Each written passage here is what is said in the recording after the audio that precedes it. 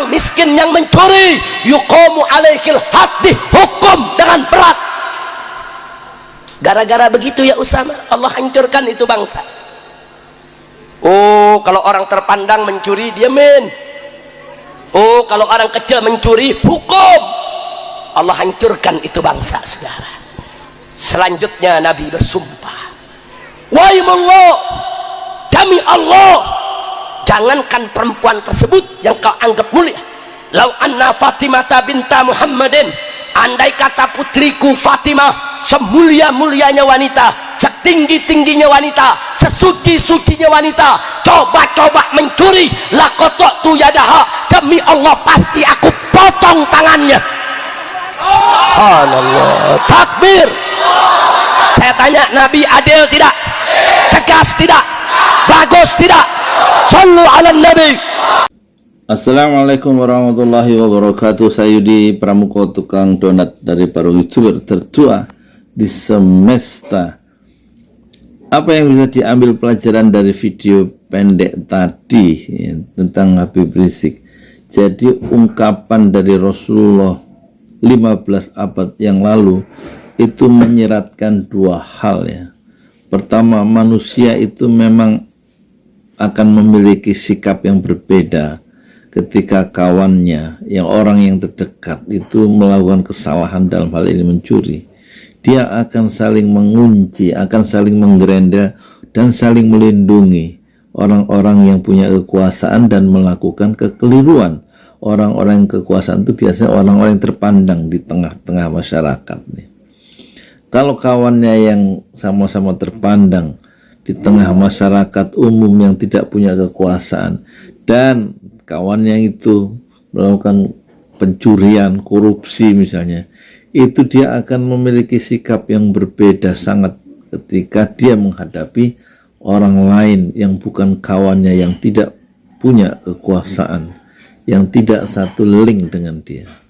Nah, inilah sikap-sikap yang berbeda terhadap kesalahan yang dilakukan oleh kawannya yang satu partai, satu kelompok, satu kepentingan, dibandingkan dengan kesalahan yang dilakukan oleh orang lain, oleh rakyat yang berbeda sikap. Maka itulah cara yang paling mudah untuk bangsa itu menjadi hancur. Karena apa?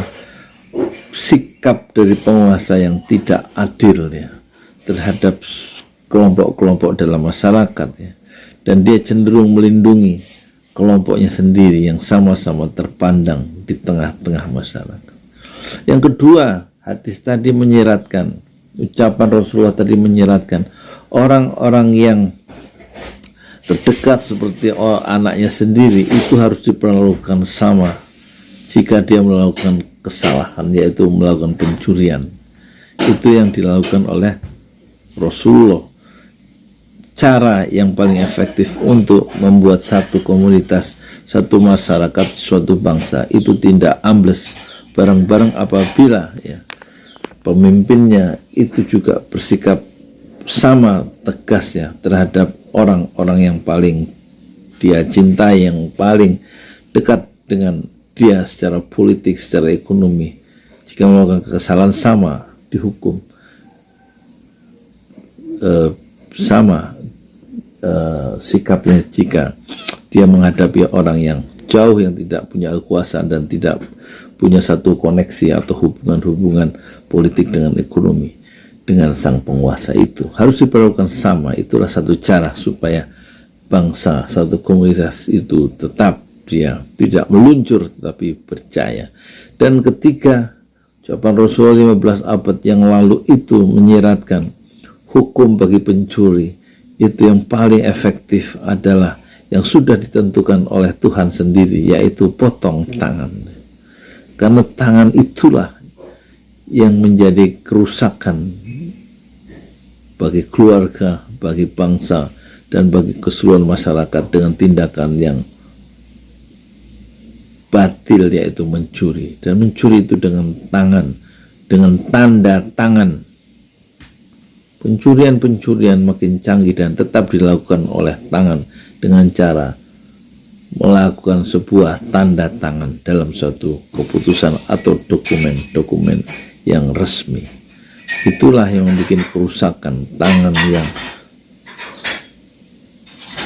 melakukan satu tindakan-tindakan politik dengan menandatangani itu harus dipotong tangannya, karena dia melakukan pencurian yang mengakibatkan keputusan politik yang jahat itu yang ditandatangani oleh tangan sang penguasa. Itulah yang harus dipotong tangannya untuk menyelamatkan keselamatan secara umum yang lebih luas.